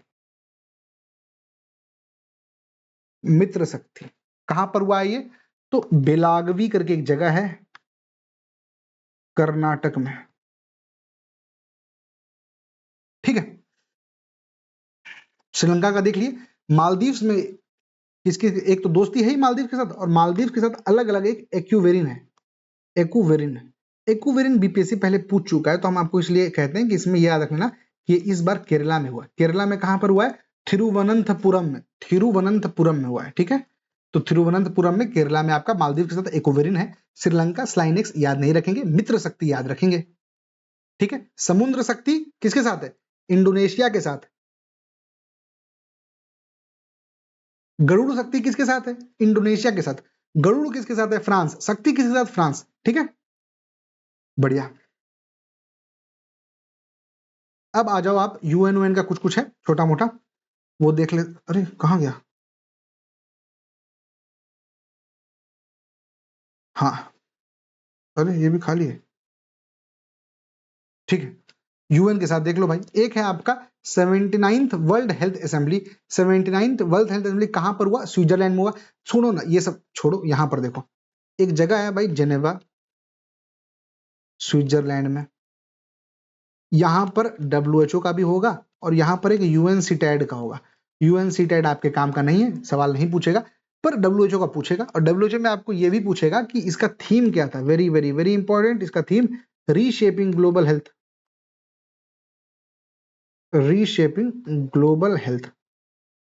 अ शेयर्ड रिस्पॉन्सिबिलिटी। तो reshaping global health a shared responsibility, ठीक है। 16th यूटाइड वाला कहाँ हुआ, सेम, ये सब याद रखने का जरूरत नहीं है भाई। ये बहुत बहुत बहुत बहुत इंपॉर्टेंट है, शायद आपको सवाल 100% हमको लग रहा है देखने को मिलेगा। 14th WTO का मिनिस्टीरियल कॉन्फ्रेंस कहां पर हुआ है? WTO का मिनिस्टीरियल कॉन्फ्रेंस कहां पर हुआ है? तो कैमरून में हुआ है। कैमरून में योंडे करके जगह है, योंडे में हुआ है, ठीक है। इंपॉर्टेंट है ये, वेरी वेरी वेरी इंपॉर्टेंट है। कहां पर हुआ है? योंडे में हुआ। ये कौन सा है? 14वां नंबर, 14th नंबर है, ठीक है। बढ़िया। इसका चेयरमैन कौन था? तो कैमरून का जो ट्रेड मिनिस्टर है, नाम याद रखना है क्या? नहीं। अगला अब थोड़ा सीओपी के बारे में देखो भाई, ठीक है। तो सीओपी के बारे में देखने से पहले क्या करें, आपको सीओपी खत्म हो गया यहां पर, हाँ ठीक है। ये तीन बस देख लो। सीओपी 30 कहां पर हुआ? बेलेम ब्राजील में हुआ। सीओपी 31 कहां अभी होने वाला है? कहां पर? तुर्की में। तुर्की का कहां? अंटलिया में। और कॉप 32 कहां पर होगा? इथियोपिया के अदिस अबाबा में, ठीक है। ये तीनों याद रखना कि एक कहां पर हुआ आपका, हो चुका कहां पर? बेलेम ब्राजील में। अगला तुर्की में, उसके बाद इथियोपिया में। तुर्की में कहां पर? अंतल्य में। उसके बाद कहां पर? अदिस अबाबा में। क्लियर है? बढ़िया। अब आपको थोड़ा बहुत अगर आप देखना चाहें ना, तो आपको कॉप 30 जो हो चुका उसके बारे में यहां पर आपको थोड़ा सा बता देते हैं, क्योंकि ये इंपॉर्टेंट है। हो चुका है और हुआ भी कब है? नवंबर महीने में हुआ है। तो पुराना न्यूज नहीं आता है, मतलब पुराने न्यूज की कैटेगरी में नहीं आ रहा है, नए न्यूज की ही कैटेगरी में है, ठीक है। तो देख लो भाई, कॉप 30 कहां पर हुआ? बेलेम में हुआ। बेलेम कहां पर पड़ता है आपका? ब्राजील में पड़ता है। ये सब बात करने से पहले आप याद रखना कि this is the first COP जो कि अमेजोन रीजन में होता है। ये पहला कॉप है जो कि अमेजोन रीजन में होता है। दूसरा बात आपको यहां पर याद रखना है कि इस कॉप का एक और नाम है जो कहते हैं इंप्लीमेंटेशन कॉप, कि बहुत हुआ, अब इंप्लीमेंट करने का समय आ चुका है। याद रखना, कॉप 30 का एक निक नेम है इंप्लीमेंटेशन कॉप। कुछ कुछ बोलेगा कि मेजर आउटकम्स क्या रहे हैं। तो सबसे पहला आपका एक आउटकम याद रखना कि बेलेम पैकेज था। बेलेम पैकेज क्यों बोल रहा होगा? क्योंकि बेलेम में हुआ, तो परेशान नहीं रहना। एक है मोती राव स्ट्रेटेजी, म्यूटी राव स्ट्रेटेजी। ये किस बारे में बात करता है कि यार मिलजुल करके काम करेंगे, शेयर्ड तरीके से काम करेंगे, ठीक है। शेयर्ड रिस्पॉन्सिबिलिटी की बात करता है। दूसरा याद रखना, very very very important, tropical forest forever facilities. Tropical forest forever facilities ये कौन लॉन्च करता है? तो जो इसका देश, जो देश स्टार्ट किया वही देश लॉन्च करेगा। जो देश चेयरमैन था कौन? ब्राजील था, तो ब्राजील करेगा। क्यों करेगा? क्योंकि ये कह रहा है भाई कि हम ट्रॉपिकल फॉरेस्ट जो आपका 23 डिग्री नॉर्थ से 23 डिग्री साउथ के बीच में, उसको प्रिजर्व करने के लिए फाइनेंसिंग करेंगे, ठीक है। कितना रुपया का है ये? तो 125 बिलियन डॉलर इसका टारगेट है, जिसमें से भारत ने कहा है कि हम आपका 6.7 बिलियन डॉलर आपको दे देंगे। इंडिया कमिट किया है 6.7 बिलियन डॉलर। और ये जो पैसा है, इस पैसा जो 120-25 है, इसका 20% डायरेक्ट पीपल को मिलेगा, इंडिजिनस पीपल को मिलेगा, डायरेक्ट पीपल को मिलेगा। तो इसका मतलब कि यार ये थोड़ा सा इंक्लूसिव तरीके से काम हो रहा है। बढ़िया। दूसरा याद रखना भाई कि एक बेलेम 4x पैकेज आया, प्लेज, बेलेम 4x प्लेज आया। ये बेलेम 4x प्लेज क्या है? 4x कुछ तो 4 गुना करना है, कुछ तो 4 गुना करना है। क्या 4 गुना करना है? सस्टेनेबल फ्यूल्स को, use of sustainable fuels, sustainable fuels के यूज को 4x करेंगे। कब तक करेंगे? 2035 तक करेंगे। 2035 तक सस्टेनेबल फ्यूल्स को 4x करने के लिए बेलेम पैकेज आया है, ठीक है। बढ़िया। एक और चीज याद रखना कि फॉसिल फ्यूल्स के फेज आउट के ऊपर देखो, एक बात बताते हैं। जो यूरोपियन देश है ना, उनका कहना था कि कोल को फेज आउट करो। कोल को फेज आउट करो का मतलब क्या है? कोयला को फेज आउट करो। तो जो डेवलपिंग देश हैं, जो ग्लोबल साउथ देश हैं, कौन से देश? आपके इंडिया टाइप के, उनका क्या कहना है? उनका कहना है कि ये तुम कैसी बातें कर रहे हो, हमारा 70% एनर्जी कोयला से आ रहा है और तुम कह रहे हो बैन करो। तो कह रहा नहीं नहीं, कोयला खराब होता है। तो फिर इंडिया बोला कि कोयला खराब होता है माने, पर खराब तो फॉसिल फ्यूल्स भी होता है। खराब तो फॉसिल फ्यूल्स भी होता है। फॉसिल फ्यूल्स में नेचुरल गैस भी आता है, और पूरा का पूरा यूरोप अपना हाथ सेकता है ठंडी में नेचुरल गैस से। आज के डेट में रसिया के साथ आपका इतना समय बिगड़ गया, इतना हालात बिगड़ गया, फिर भी आप नेचुरल गैस लेना नहीं छोड़े, फिर भी आप नेचुरल गैस लेना नहीं छोड़े। तो आप कोल फेज आउट क्यों कर रहे हो? आप फॉसिल फ्यूल फेज आउट करो, हिम्मत है तो। जो चीज आपके काम का नहीं है आप तो उसको फेज आउट कर रहे हैं। फॉसिल फ्यूल्स भी तो खराब है, नेचुरल गैस भी खराब है जो आ रहा है उससे, आप क्यों हाथ सेक रहे हैं वहां पे? तो इस पर कोई किसी तरीके का कोई मत नहीं लिया गया। बस इतना याद रखना कि India was against this coal phase out, Bharat against था, भारत कह रहा था करना है तो फॉसिल फ्यूल का करो, और फॉसिल फ्यूल का यूरोपियन यूनियन कर ही नहीं सकता है क्योंकि उनके गैस फायर्ड हीटर्स होते हैं हर जगह। ठीक है, बस इतना है। अब आ जाओ कॉमनवेल्थ का कुछ कुछ, अब थोड़ा सा रटने वाला है भाई। कॉन्फ्रेंस ऑफ स्पीकर्स, स्पीकर्स का कॉन्फ्रेंस कराया गया, कहां पर करवाया जाएगा? जहां पर आपका पार्लियामेंट होगा। पार्लियामेंट कहां पर है? न्यू दिल्ली में है, बढ़िया। फिर 20th नैम समिट 2027 वाला होने वाला है, कहां पर? उज्बेकिस्तान में। पिछला कहां पर हुआ था? तो युगांडा में हुआ था। इसका चेयरमैन कौन है अभी? तो युगांडा का ही प्रेसिडेंट है, वो है, उसका नाम क्या है हमको नहीं पता भाई, पर कुछ तो मूसेवाला करके है, मूसेवाला। अब हमको नहीं पता उसका फुल फॉर्म क्या है, पर ऑप्शन में देखोगे कहीं मूसेवाला कुछ दिख जाएगा तो टिक मार देना। ठीक है, चेयरमैन ऑफ आपका नॉन अलाइन वाला, ये जो का अभी जो मतलब प्रीवियस चेयर जो युगांडा के पास था उसका जो प्रेसिडेंट था वो। ठीक है, हो गया। अब आ जाओ गल्फ के बारे में कुछ कुछ। तो 46th गल्फ कोऑपरेशन समिट कहां पर हुआ है? मनामा में हुआ है। मनामा कहां पड़ता है आपका? बहरीन में पड़ता है। उसके अलावा आपको याद रखना है भाई कि वर्ल्ड गवर्नमेंट समिट कहां पर हुआ था? दुबई में। दुबई में ही आप देखिएगा तो रूबल नागी को $1 बिलियन भी दिया गया, $1 मिलियन सॉरी दिया गया। ठीक है, $1 मिलियन था कि 100, पता नहीं, एक बार देख लेना भाई अमाउंट क्या था। 11th world green economy summit कहां पर हुआ? दुबई में हुआ, सेम ये भी दुबई, गवर्नमेंट वाला भी दुबई। खत्म, आ जाओ आगे। हाँ ये इंपॉर्टेंट है। वाटर और वर्ल्ड दोनों के दोनों स्पेन में हुए, एक साथ डाला गया इसीलिए। वाटर और वर्ल्ड दोनों के दोनों स्पेन में हुए हैं। मोबाइल वर्ल्ड कांग्रेस का जो ये था आपका थीम था वो द IQ एरा था। या काम का नहीं है, बस वाटर वर्ल्ड मोबाइल, वाटर और मोबाइल, वाटर प्लस मोबाइल दोनों स्पेन में हुआ, बस इतना भी याद रख लोगे तो काम हो जाएगा। ठीक है, अब बायलैटरल कुछ कुछ देख लो भाई। सबसे इंपॉर्टेंट रशिया के साथ, रशिया के साथ दो बहुत इंपॉर्टेंट चीज हुआ है। क्यों? क्योंकि अपने वो खुद घर पहुंच मतलब आ गए थे। कौन है अपने पुतिन जी घर पहुंच गए थे, इसलिए इंपॉर्टेंट है। पुतिन जी घर क्यों पहुंचे थे? क्योंकि याद रखना 2000 में भारत और रशिया का स्ट्रेटेजिक पार्टनरशिप होता है। स्ट्रेटेजिक पार्टनरशिप होता है कि अब हम लोग थोड़ा सा नेक्स्ट लेवल, एकदम दोस्ती अब नहीं, भाईचारा पे काम चलेगा। तो स्ट्रेटेजिक पार्टनरशिप 2000 में होता है। अब 2025 में इसका 25वां साल खत्म हो जाता है। तो to celebrate the 25th anniversary of the strategic partnership declaration which was signed between India and Russia in 2000, Putin made a state visit to India. और जब पुतिन आते हैं तो वो एक साइन करते हैं, इसको बोलते हैं program, very very very important, program 2030। और what is this program 20? Simple declaration है कि 2030 तक हम अपना बाइलैटरल ट्रेड को $100 बिलियन लेके जाएंगे। याद रहेगा। और इसके साथ याद रख लेना, इंद्र भगवान, जब ये इस तरह का बात हुआ, इंद्र भगवान खुश हो गए और बारिश हो गया। जैसे ही पुतिन को भारत में देखे इंद्र भगवान रो दिए। एक्सरसाइज है, इंद्र कहां पर हुआ? राजस्थान में हुआ। किसके किसके बीच में? इंडिया और रशिया के बीच में। ठीक है, इसके अलावा भारत और रशिया के बारे में आपको कुछ याद रखने की जरूरत नहीं है। पुतिन आए थे, अच्छा लगा हमको भी। अब भूटान का दो इंपॉर्टेंट है, पहला first cross border railway link, अब तक नहीं बना था, अब बनेगा।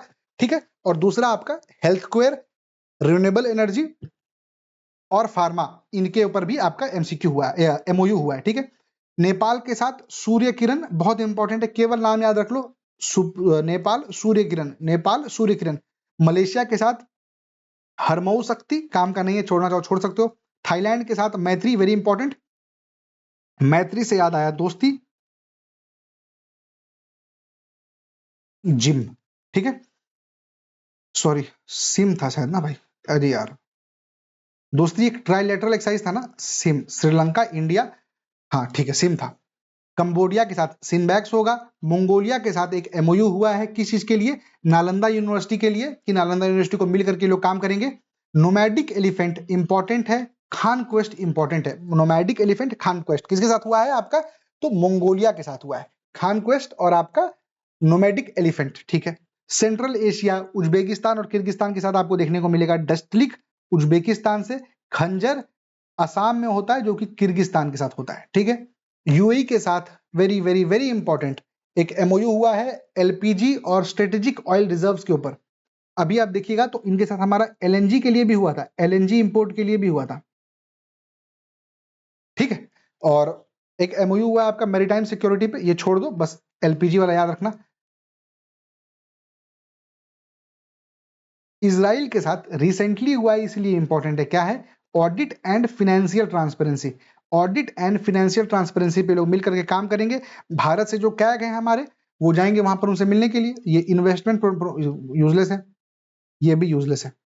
Seychelles very very very important है। एक साथ देखो, मोदी जी स्टेट विजिट पे गए थे, मोदी जी स्टेट विजिट पे गए थे और एक साथ 19 एग्रीमेंट पे साइन मार करके आए हैं। क्यों? क्योंकि हम अपना 50 साल का डिप्लोमेटिक टाइज को सेलिब्रेट कर रहे थे। इसी बेसिस पर आप देखिएगा तो एक्सट्राडिशन हो गया, यूपीआई हो गया, स्पेस हो गया, 1250 करोड़ रुपया का पैसा हो गया, XYZ सब चीज आप देखेंगे। अब ये सब के बदले में आप देखिएगा तो जो प्रेसिडेंट थे वहां के, पैट्रिक हरमिनी, वो guardian of the blue horizon से उनको सम्मानित भी करते हैं। और भारत और सेशल्स के बीच में एक ये भी होता है, लामितीय करके एक्सरसाइज भी होता है। लामितीय, लामितीय का मतलब होता है दोस्ती, ठीक है। मॉरिशियस के साथ क्या आपका सैटेलाइट ट्रैकिंग नहीं काम का है, भूल जाओ। इंडिया और अफ्रीका का ये भूल जाओ, ये भी भूल जाओ, ये याद रख लो भाई। लाइबेरिया के साथ आपका मेडिसिन क्वालिटी स्टैंडर्ड्स, ठीक है। अब यूरोप पार्टनर्स के साथ क्या क्या था भाई, इंडिया और जर्मनी के साथ आपका पोस्टल, एक्सप्रेस और लॉजिस्टिक्स। तो बस पोस्टल और लॉजिस्टिक्स जर्मनी याद रख लेना, ठीक है। इंडिया और फिनलैंड का क्या दिख रहा है आपको, इन्वायरमेंटल कोऑपरेशन। इंडिया नीदरलैंड्स का कल्पा सागर प्रोजेक्ट, ये आपका डैम है जो कि आपके गुजरात की गल्फ ऑफ खंबात में, ये इंपॉर्टेंट है। इंडिया नीदरलैंड्स के साथ आप देखेंगे ना, तो जब भी फ्लड व्लड के साथ भी काम होता है ना, तो नीदरलैंड्स अपने देश में फ्लड व्लड को बहुत अच्छे से मैनेज किया था। तो बिहार सरकार भी एक टीम को नीदरलैंड्स भेजी थी, आपका कैसे फ्लड कंट्रोल को रोक सकते हैं उस चीज के लिए। तो याद रखना, कल्पासार प्रोजेक्ट जो है वो गुजरात का एक प्रोजेक्ट है आपका गल्फ ऑफ खंबात के ऊपर, जिसमें कि आपका डैम पे काम होगा और इंडिया और नीदरलैंड्स के बीच में है, ठीक है। बढ़िया। और आपका अपकमिंग वीनस ऑर्बिटल मिशन के लिए स्वीडन भी हाथ मिलाया है। और थोड़ी देर आप पहले पढ़े थे कि स्वीडन आपका लेटेस्ट एंट्री था, लेटेस्ट एंट्री मेंबर था। कौन से मल्टीलैटरल ऑर्गेनाइजेशंस का, बताओ। हो गया आपका कनाडा का, रिन्यूएबल एनर्जी, यूरेनियम, ये सब आपको बता चुके हैं भाई। इसके अलावा आपको यहां देखने का कोई जरूरत नहीं है। ये देख लो, साउथ कोरिया के साथ एमएसएमई सेक्टर डेवलपमेंट के ऊपर, एमएसएमई सेक्टर डेवलपमेंट के ऊपर, ठीक है। अब इसके अलावा हम थोड़ा क्या करेंगे, इंडिया में क्या क्या हुआ है। तो एक न्यू दिल्ली में रायसीना डायलॉग आएगा। रायसीना डायलॉग का बस दो चीज याद रख लेना, ठीक है। सबसे पहला याद रखना कि कौन कौन करवाता है, तो ओआरएफ और आपका मिनिस्ट्री ऑफ एक्सटर्नल अफेयर्स करवाते हैं। थीम क्या है, संस्कार, असर्सन, एकोमोडेशन, एडवांसमेंट। ये इंपॉर्टेंट थीम, संस्कार, ए असर्सन, एकोमोडेशन, एडवांसमेंट। हम जानते क्या करेंगे, अगर करना होगा हमको तो हम SCD बस याद कर लेंगे, ताकि बस उसमें कंफ्यूज ना हो। सुप्रीम कोर्ट दिल्ली, खत्म। और आगे संस्कार रहेगा, ठीक है। चीफ गेस्ट कौन है, प्रेसिडेंट ऑफ फिनलैंड, कौन, अलेक्जेंडर स्टब। तो अलेक्जेंडर स्टब जो कि आपके फिनलैंड के प्रेसिडेंट हैं, वो आपके चेयरमैन थे, सॉरी चीफ गेस्ट थे रायसीना डायलॉग के। 10वां इंडियन ओशियन डायलॉग। अब आप इसी के साथ बताइए, भारत जाकर के किस देश को बोला कि क्योंकि हम 2025 से 27 तक चेयरमैन हैं इंडियन ओशियन रिम एसोसिएशन के लिए, आप आकर के ऐड हो जाइए, कनाडा को बोला। तो 10th इंडियन ओशियन डायलॉग के बारे में थीम देख लो कि आपका Indian ocean region in the transforming world, useless. Second global Buddhist summit कहां पर हो रहा है, सब सारे के सारे दिल्ली में चल रहे हैं, दिल्ली में हो रहा है। थीम क्या है, collective wisdom, United voice and mutual coexistence. प्लास्ट India, बहुत टेंशन लेने की जरूरत नहीं है, बस न्यू दिल्ली में है। मिलिट्री मलेरिया कॉन्फ्रेंस कहां पर हुआ, न्यू दिल्ली में हुआ, खत्म। गुजरात में आप देखिएगा तो 9th इंटरनेशनल धम्मा धम्मा कॉन्फ्रेंस हुआ है, धम्मा धम्मा कॉन्फ्रेंस हुआ है, जिसके का थीम क्या है, Karma, reincarnation, transmigration and the अवतार डॉक्ट्रिन। ये सब भूल जाओ, केवल याद रख लेना अवतार, ठीक है। कहां पर हुआ है, अहमदाबाद गुजरात में हुआ है। कोची केरला में आपको स्पाइस कोची आपको ऑलरेडी पता है, Kochi the historical spice port, natural venue में कोई बड़ी बात नहीं है, ठीक है। और आपका एक मैरीटाइम में एक्सरसाइज भी हुआ है, जरूरत नहीं है, छोड़ दो। चेन्नई में आपको एक सी फूड कॉन्फ्रेंस, बिल्कुल काम का नहीं है। Bio Asia summit Hyderabad Telangana में हुआ है। पुरी में आपको एक ग्लोबल एनर्जी लीडर समिट हुआ है, कोई काम का नहीं है। ये इंपॉर्टेंट है आपका इंडिया मैरीटाइम इन्वेस्टमेंट कॉन्फ्रेंस, अगर बोले तो लंदन यूके में हुआ है, जो कि इंडिया अब्रॉड जाकर के इसको होस्ट करवाया है, ठीक है। हाँ। वायु शक्ति एक मिलिट्री एक्सरसाइज है जो कि पोखरण रेंज में है। अब ये लास्ट वाले जो है ना, आपको थोड़ा सा लग रहा होगा कि ओवरलोड हो गया, पर 2 बार बस सुन लो, ज्यादा आएगा नहीं सवाल इससे। और अगर आया, क्योंकि ऊपर ढंग ढंग के बहुत मेजर चीज हुए हैं इस साल जो पूछा जा सकता है, तो बस हल्का बस पता हो द्वीप शक्ति कहां पर हुआ है, तो भारत का जो द्वीप है वहां पर, कहां है भारत का द्वीप, अंडमान में है। तो द्वीप शक्ति कहां पर हुआ है, port Blair, Andaman and Nicobar में। प्रगति एक्सरसाइज जो हमारा भारत का है, ट्राई सर्विसेज मल्टीनेशनल बाहर से बुलाता है, वो आपका देखिएगा तो मेघालय में हुआ है, उमरोई में। ये इंपॉर्टेंट है, प्रगति उमरोई मेघालय में हुआ है, ये इसको अच्छे से याद कर लेना। विशाखापट्टनम में आप देखिएगा तो मिलन करके समिट हुआ है, मिलन मिलन मिलन मिलन मिलन, ठीक है, बढ़िया। और इसके अलावा 3-4 आप देख लो भाई, एक मलाबार आपको पता है कहां पर हुआ है, गोम में हुआ है, ठीक है। सी ड्रैगन एक्सरसाइज एक मल्टीनेशनल एक्सरसाइज है जो कि आपका अगेन वही गोम में हुआ है। ककाड़ू, ककाड़ू कहां पर हुआ है आपका, तो रॉयल ऑस्ट्रेलियन नेवी का है, तो बस याद रखेंगे कि ऑस्ट्रेलिया का है ये ककाड़ू। बलीकटन कहां का है, तो बलीकटन आपका फिलीपींस का है। बलीकटन कहां का है, फिलीपींस का है, फिलीपींस का है। खान क्वेस्ट किसका है, तो आपका चंगेज खान से, याद रख लेना, मंगोलिया, ठीक है। बस इतना ही था। और करना क्या है, टेलीग्राम पर आपको पीडीएफ अब थोड़ी देर में अपलोड हो जाएगा, 1-1.5 घंटे में, वहां से देख लीजिएगा।